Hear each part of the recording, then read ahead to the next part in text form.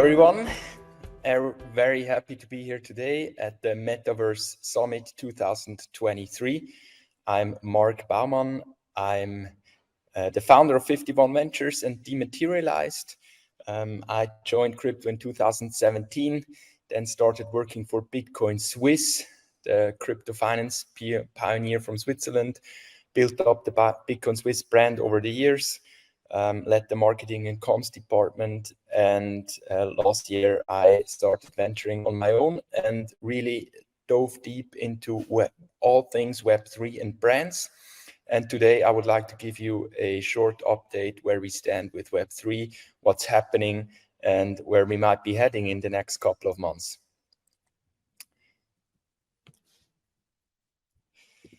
All right, so I would like to start with this slide here. Nothing has changed, right? That was the title of a recent bigger update that I published on the state of Web3. And I titled it this way because we're now almost 12 into the FTX scandal of last year. A lot has happened in these 12 months. We've seen a lot of traditional brands entering the space, like 7-Eleven, like Grab, like Lufthansa. We had a lot of layer 2 activity. We had the on-chain summer from Coinbase.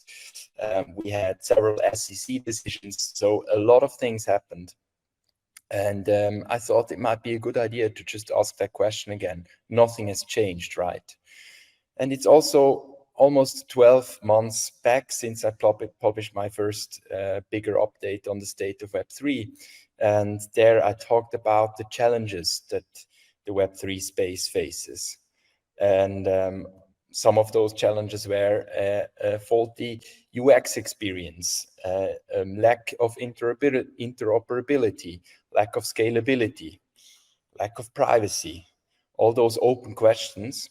And this question here, nothing has changed, did actually change something about all those challenges in these last 12 months? That's what I want to answer today. And I would like to jump right in with what's happening now.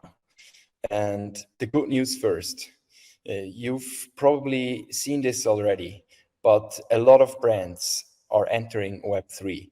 Almost 40% of Interbrand top 100 global brands have done Web3/NFT projects. Among them, the biggest brands in the world. It's really impressive.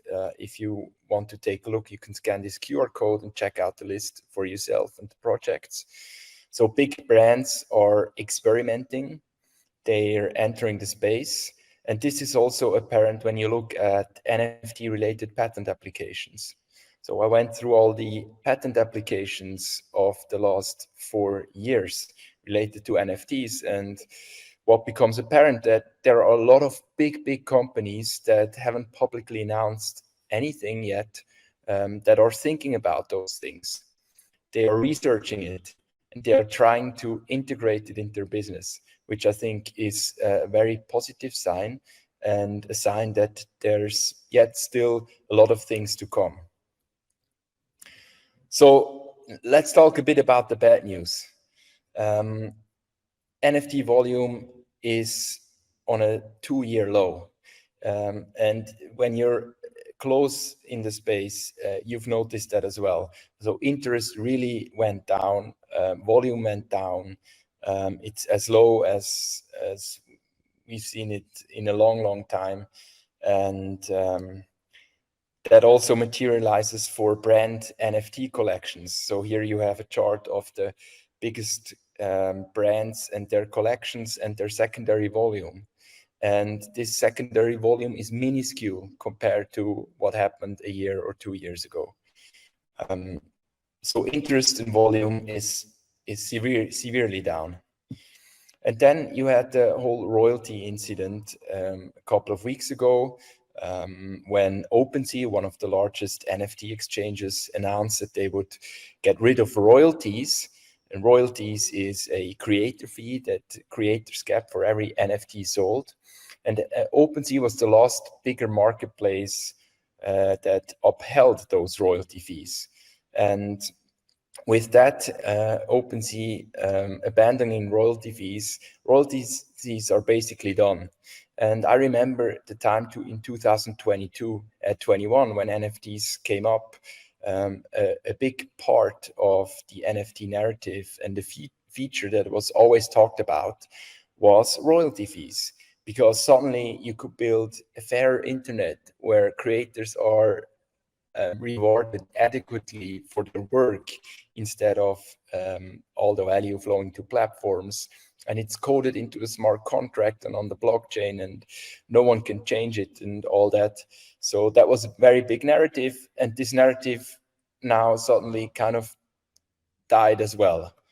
So that's just another perspective of some bad news that recently happened. So you really have those two sides. You have a lot of interest from brands, and then you have this void that waits to be filled with fresh ideas and especially applications for the mass market. And I think that that's what we're all waiting for, applications for the mass market. But before I get too pessimistic now, I would like to speak about the opportunities of Web3. And those opportunities are huge. And I would like to start with a quote from Joseph Lubin. I think that's from 2016. And I think it really encapsulates the essence of what this space is about. He talks about a new foundation of trust. And I think that encapsulates what, first of all, Bitcoin was based on, blockchain technology is based on, Ethereum is based on, and everything that's blockchain derived that's now building within that Web3 space and growing. I think that's the foundation of it all. We're building a new foundation of trust for humanity. It's a paradigm shift. And when he speaks about paradigm shift, I think the last big paradigm shift that we've seen is the World Wide Web. The World Wide Web allowed us to suddenly share information across the world instantly and freely. And that was a true paradigm shift that changed how we interact with each other. Suddenly you could produce a digital file, an infinity, duplicate in digital file infinitely without marginal costs. This was a huge revolution.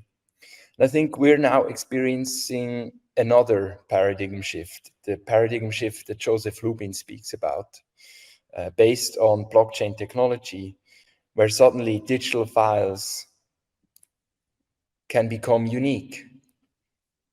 And because they are unique, they can have value. And I can own them.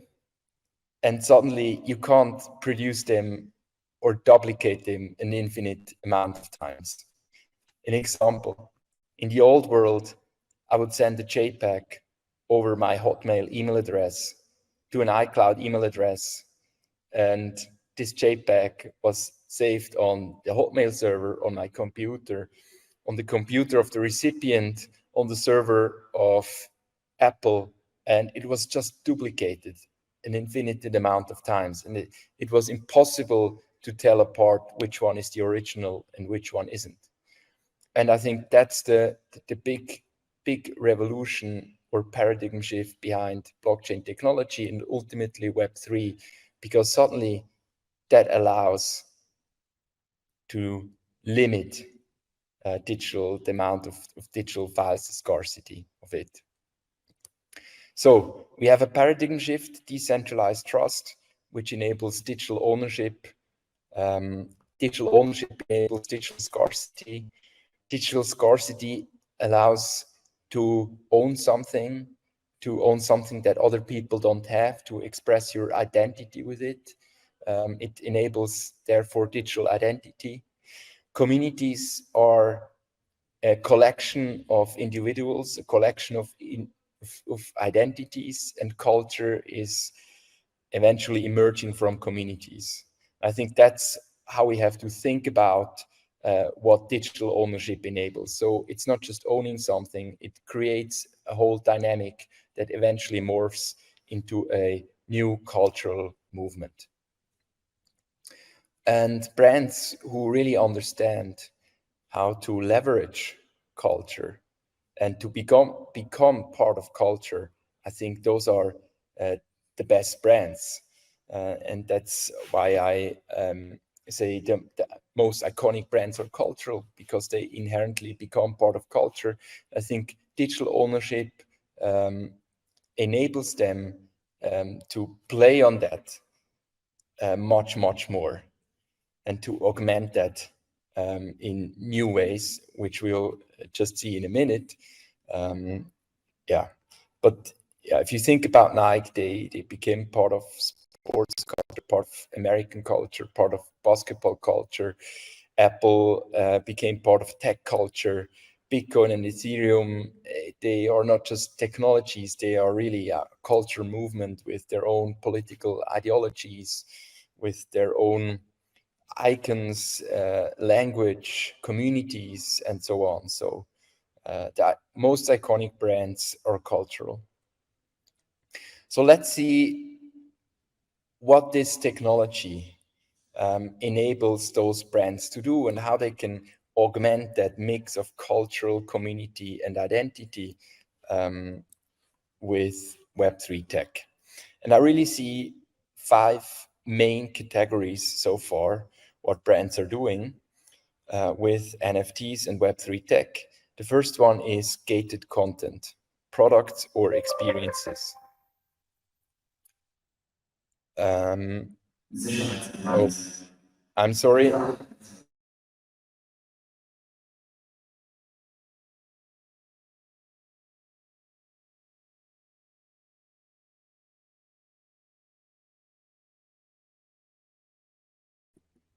Sorry, there was a security message in the background. So first one, gated content, products and experiences. I think that's something that a lot of brands are exploring. What it means is that you basically gate something, some kind of brand experience to certain NFT holders. Second one is augment communities by incentivizing users through co-creation. And the prime example of that is what Nike is doing with the Nike Studio. What they are enabling on their Web3 platform is community and user co-creation. And they are doing that based on NFT collections and NFT holders. So if you're an NFT, Nike NFT ID holder, you can log in on that platform, and they, for example, do co-creations about shoe designs. So they created the latest collection, which is called Our Force One, leaning towards their most iconic brand, which is the Air Force One. And with the Our Force One, they created digital sneakers. And those digital sneakers were co-created and co-designed with the users, and then voted on which designs were the most beautiful ones. And the top 4 designs then got produced in a physical version of the shoe. And this is a very early stage, but you could easily imagine that those shoe designs then would be sold in a physical store to just normal, regular Nike customers. And the best part about this is that the creators of those designs, the users, they earn royalty fees on every shoe sold. Then you have the third category, connect physical to virtual. Here we have a lot of like luxury brands who use this to prevent forgery or supply chain tracking, to give users more transparency where products are produced. Fourth category is monetized brand IP. There are a lot of brands that's mainly done by super brands, I would call them, who have a very, very high brand IP, and they're just monetizing it by creating collections that don't have an inherent utility on first sight, but they're just basically collectibles, part of the brand that you can buy. And fourth, and I would say one of the most interesting categories, is loyalty and engagement. here we have a lot of examples of big brands who've done a lot already. One of the best ones is Starbucks, then Reddit, and the latest one to join the party was Lufthansa, who launched a loyalty program across all their fleets called Optrip. It's an app. You can download it in the App Store, and you can scan your boarding passes, and you'll receive collectibles for it, NFTs based on the Polygon blockchain. And then you can unlock experiences similar to miles, collecting miles. So that's a very good example, and I would urge you to check it out. Here's another view, a bit of a more detailed view what brands are doing with NFTs. I won't go through everything of it, maybe take a screenshot if you're interested.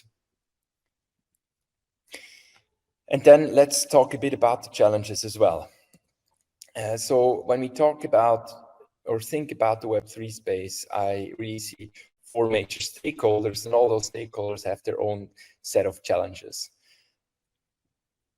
One stakeholders are the degens. Those are the guys who launched it all, who were the early collectors of those very early collections. And then you have the IP owners, creators. Those are really the big houses that own the most famous collections, like Pochi Penguins, Doodles, Yuga Labs, who owns CryptoPunks, and Bored Apes, and many others. And then as a third category, you have the builders and facilitators. Here I see a lot of infrastructure, a lot of tools, apps, enablers. And then fourth category, I see commercial brands. And as I said, each of those stakeholders have its own challenges. And I would like to specifically focus on commercial brands. Entering Web3 for commercial brands is very hard because it's very complex. It has a lot of things to consider. Whereas 10 years ago, you could hire an Instagram team. Today, you have to know a lot about community activation, smart contracts, blockchains, UX tools. The whole space is really cluttered and complex to navigate, and that's hard for brands. And here's just a nice graphic that I found a couple of days ago from Hype Agency.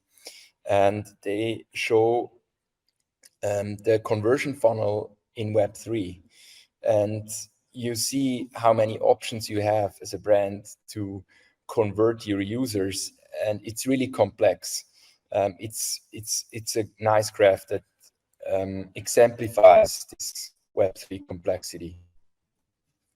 So what do I see as the main challenges for brands? First of all, infrastructure. And I think that's actually almost solved by now, whereas 1 year ago, that was still a big problem. How can you get enough throughput on the Ethereum blockchain, for example, to launch a collection with thousands of NFTs or a loyalty program with millions of customers? That was impossible 1 or 2 years ago, and now it's possible because we have layer 2 solutions like Optimism and Arbitrum and Polygon who make this possible in a secure way as well. Then, second thing is analytics and privacy. Web3 opens a whole lot of new questions about what data can we collect from customers? How do we manage that data? How do we connect Web2 and Web3 data? And this brings its own set of challenges because at the moment, Web3 data is really isolated. There are a lot of very interesting startups building on that. One of them is, for example, Absolute Labs and Addressable and a lot of other startups. They are trying to figure that out. And I think even Google is now thinking about what Web3 could play, what role Web3 could play in their advertising stack. Then privacy. In Web3, at least at the moment, everything is anonymous, pseudo-anonymous, but nothing is private. Everything is on the blockchain. And I think that's a big, big question that hasn't been solved yet and that we need to address in the next couple of months and years. Then UX. The biggest problem is still that a lot of people don't even know about Web3. And if they know about Web3, they don't know what it's good for. They don't understand what the difference is between a JPEG and an NFT. They don't understand the difference between a digital wallet and a real Web3 wallet. Just an example of Grab. Grab, the Uber from Southeast Asia, 2 weeks ago launched a Web3 wallet for the Singaporean customers. And this wallet is integrated into the native Grab app. And they name it digital wallet. And then you have the normal Grab wallet. But what is the difference between a normal Grab wallet, which is digital on your app, and the digital wallet within the Grab wallet? Like, those are terminologies and concepts that are still very, very hard to understand for a normal user. And then, of course, clear use cases. I think what Lufthansa is doing with its Uptrip app is a really clear use case. And that's, I think, what we need to aim for at the beginning: clear and simple use cases that people understand. Then the fourth big challenge is utility.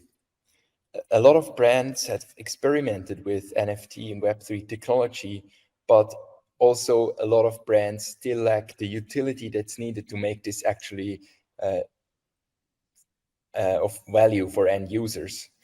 And here the biggest point is how do you integrate whatever you do with Web3 tech into your overall brand ecosystem, and don't treat it as an isolated marketing campaign? And how do you make whatever you do interoperable with other ecosystems, other brands, other virtual worlds? And I think as soon as we have that will unlock a lot of additional value for users and make this Web3 tech suddenly much more appealing. Fifth challenge, new business models. As I told you before, the example of Nike, this is a whole new way of creating products with users. It changes the value creation chain. And it also means a loss of power and control for brands. You have to give back power to the community, to the users, to the clients who co-create, who participate, who co-own. And I think that's really hard for brands, especially legacy brands, to understand, and also to implement within their traditional organizational structures and thinking. And then last part, regulation. That's always a very hot topic, not only in crypto, but also in Web3. Just lately, the SEC for the first time fined 2 NFT projects. And this really gives us a hint about what's maybe yet to come, because up to now, NFTs have largely been unregulated. And a lot of brands are thinking very carefully about what they can do and can't do, because they for certain don't want to be sued by the SEC or involved in any illegal activities. So regulation in NFTs is still a big topic and big questions to solve. All right, that one I would like to quickly skip, but the essence of that slide is, yeah, nothing has changed, right? Indeed, in my opinion, nothing has changed. We still have the same challenges. We still have the same opportunities we had 12 months ago. And I think the most important thing we have to think about when building with Web3 tech is what's the actual utility for the end user. Utility trumps it all. And if we get that right, I think Web3 tech will succeed in being or becoming a large part of the marketing stack. And if we don't succeed, then Web3 tech won't succeed. Tech alone is not enough. It needs to have utility for the end user. All right, that's it. To close it, I would like to leave you with that thought, which I think is very true and has been true 12 months ago as well, and is the essence of Web3 brand building. Future brands will be built around community and the cult around them with ownership built in. That's what I strongly believe, and that's what I write about as well. I have a popular newsletter where I write about insights, case studies on brands and NFTs, and just scan this QR code to subscribe. It's super interesting and helpful if you are a marketer or a brander, want to know more about Web3 and the possibilities for your brand. Thank you for your attention, and talk soon.